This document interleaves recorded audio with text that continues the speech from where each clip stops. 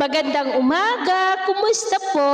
Narito po ulit ang update natin para sa lagay ng ating panahon ngayong unang araw po ng January 2025. Sa ngayon po ay iba't ibang weather system pa rin ang umiiral dito sa ating bansa. Amihan, dito sa Northern at Central Luzon, Easterlies pa rin sa may Visayas at ang shear line ay nandyan pa rin sa may Southern Luzon. Ang shear line ay salubungan niya ng dalawang hangin, ang malamig na hanging amihan at mainit na easterlies. At mayroon pa rin pong ITCZ na nandyan po sa may Mindanao. At sa ating long range forecast, wala pong bagyo na namamataan mula rito na tatawid sa ating bansa for the next 5 to 7 days.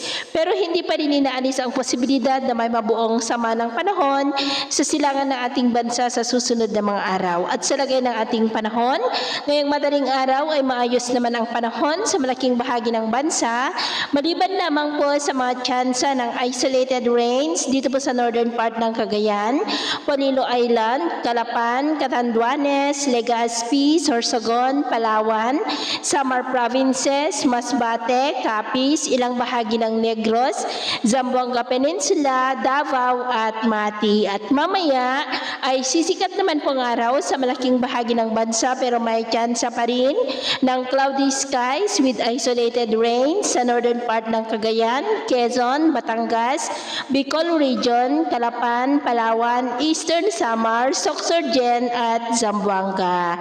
At mamayang hapon, mas maraming lugar ulit ang makakaranas ng cloudy skies with isolated rains, lalo na dito sa may Cagayan Valley, Southern Luzon, Visayas at Mindanao, kaya mag-ingat pa rin po tayo.